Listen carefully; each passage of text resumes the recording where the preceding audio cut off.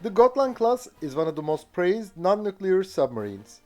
Yet, even though it has many innovative design features and superior capabilities, no country other than Sweden has preferred this silent underwater hunter. Why? As the weapon detective, we're now investigating the Gotland-class submarines and the answer to this question.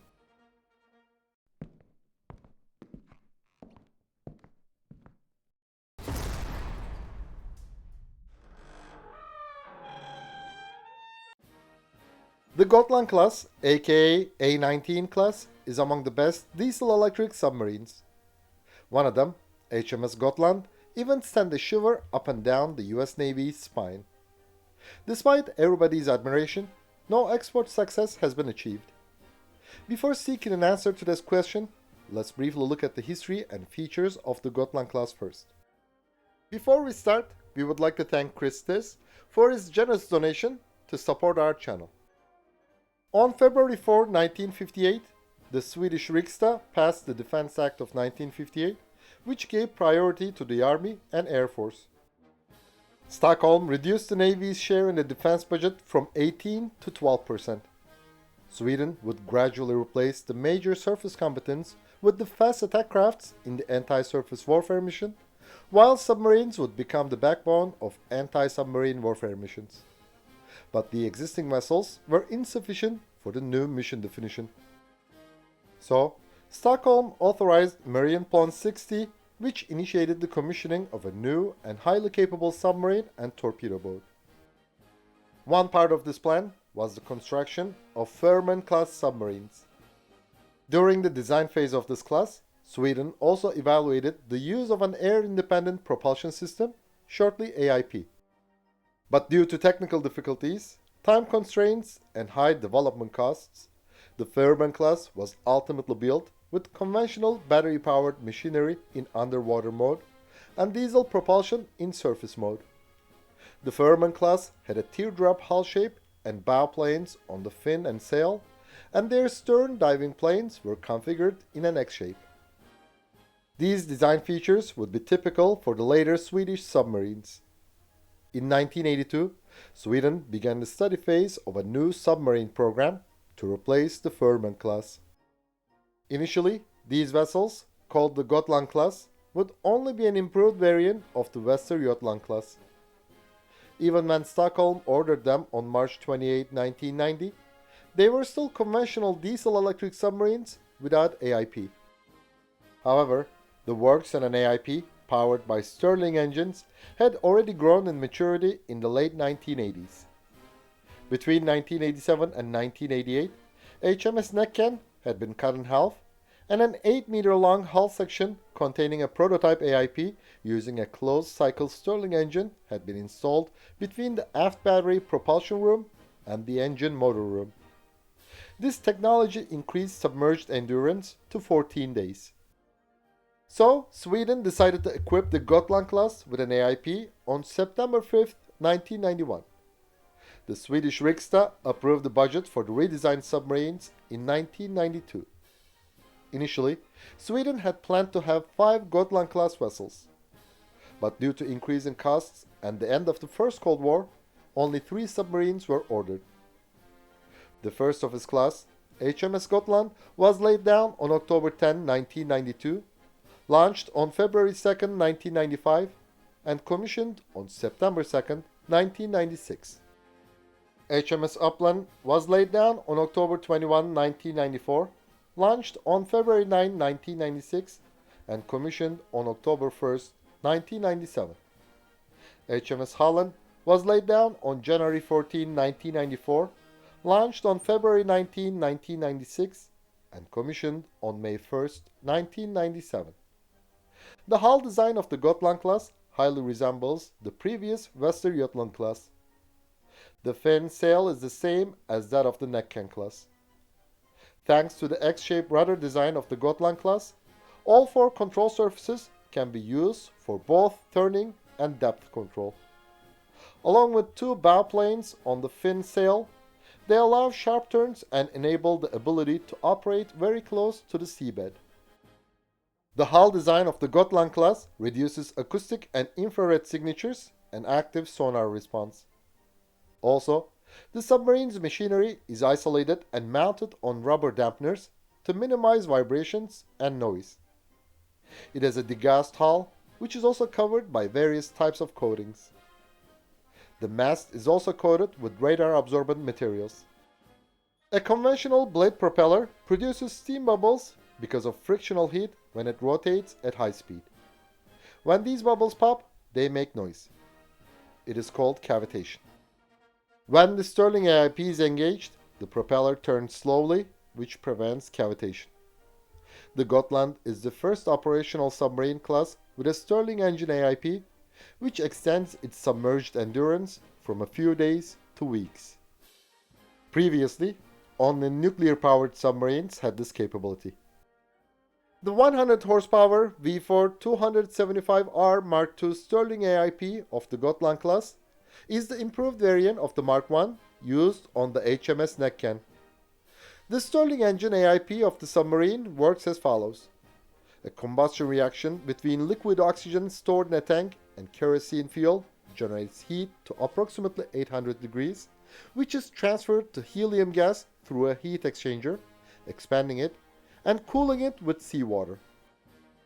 The Gotland-class submarines can carry 24 tons of liquid oxygen, so they can cruise underwater for 14 days at 5 knots speed without snorkeling.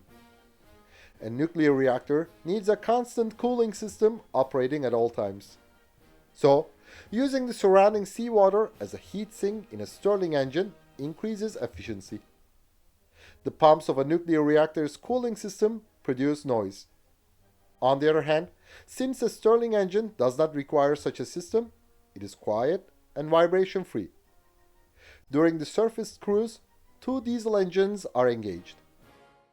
Thanks to the high automation, the Gotland-class requires a small number of crew members. For example, a single operator can steer the submarine in depth and course. A smaller complement leads to good accommodation standards and low operating costs.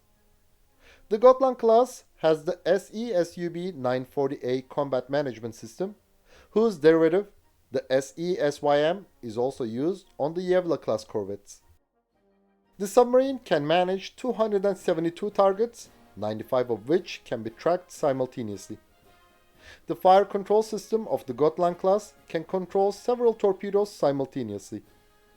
The armament consists of 4 533mm and 2 400mm torpedo tubes. The submarine can carry up to 12 of these torpedoes. The 533mm wire-guided passive homing TP613 torpedo is effective against both submarines and surface targets. It has a speed of 45 knots and a maximum range of 30 kilometers. Its warhead weighs 240 kilograms. The maximum range of the 533mm TP62 is over 50 kilometers. It can be used against a target at 500 meters deep. The torpedo with a 130 kilogram warhead has a pump jet propulsion system, giving it a maximum speed of over 45 knots. It can also track several targets and classify them at the same time. The TP62 can also share these data with the submarine simultaneously. The Gotland-class can also launch the 400mm TP45 lightweight anti-submarine torpedoes, whose maximum range is 20 kilometers and speed is 50 knots. It has a 45 kilogram warhead. The submarine can also lay sea mines. The operational diving depth of the Gotland-class is 150 meters. The complement of the Gotland-class is 27 person. The submarine has a length of 60.4 meters, a beam of 6.2 meters, and a draught of 5.6 meters. Its surface displacement is 1,526 tons, while its submerged displacement is 1,647 tons.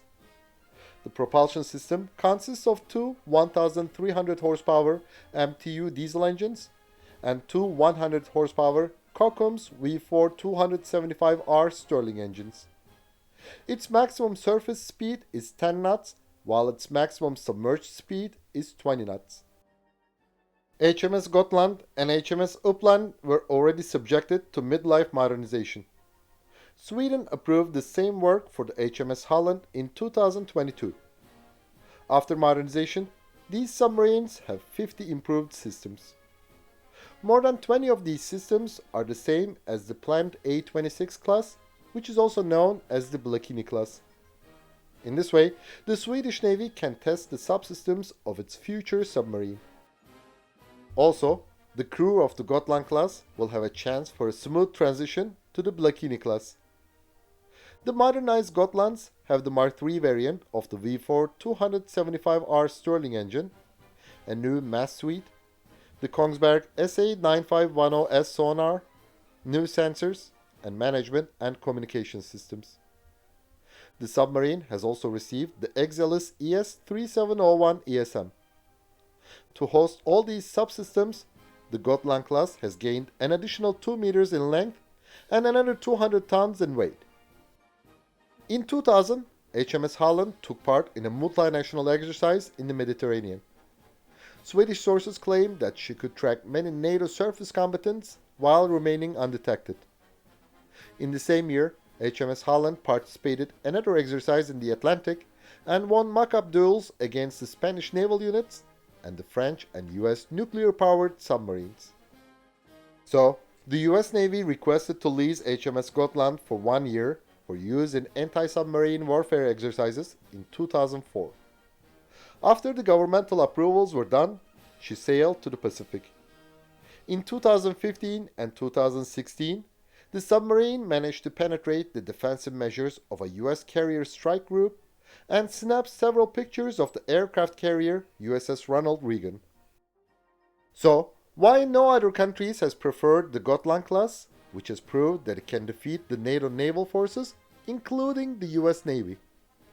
The superior capabilities of the Gotland-klass did not cause these achievements alone. But again, the inadequacy of the anti-submarine warfare capabilities of the modern fleets determined the results. During an exercise in the Caribbean Sea in 2001, the German Type 206 class diesel-electric submarine U-24 won a mock-up victory against the carrier USS Enterprise by firing flares and taking a photograph through her periscope.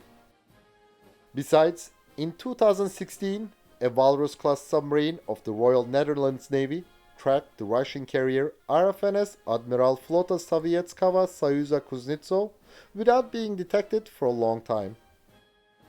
As mentioned in our many other videos, the countries are conventional about their arms supplier. Even when a less capable diesel-electric submarine can threaten modern surface fleets, who wants to change its traditional supplier for a more advanced, yet more expensive vessel? And these traditional suppliers, such as Germany and France, also offer AIP submarines which have similar combat capability as the Gotland-klass. The Stirling AIP makes the Gotland-klass one of the best submarines. So, Australia and Japan preferred the engine, but not the vessel. From this perspective, we may say that Sweden has managed to find new customers, which is a big market success. Yes, Australia will retire the Goland-klass soon. But the problem is not the Stirling engine, it's the vessel's design. Although it is efficient, Japan gave up the Stirling engine in favor of the lithium-ion battery technology, which is simpler and cheaper. Besides, who wants to defeat NATO naval forces, especially the US Navy? And do you think Sweden desires to sell its Gotland-class submarines to those countries? Would the Swedish Riksdag approve such an arms deal?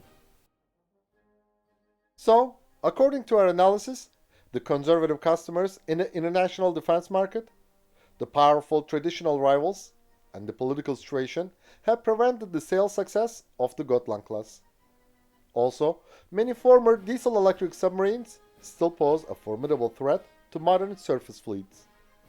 So, the Gotland-klass was just born at the wrong time, in the wrong place, and in the wrong situation to be successful in the international market. Thanks for watching our video. And please don't forget to subscribe to our channel and click the bell button to be notified of our new videos. Also, you can now click the join button to support our channel. And as always, we would greatly appreciate all of your likes, comments, and shares.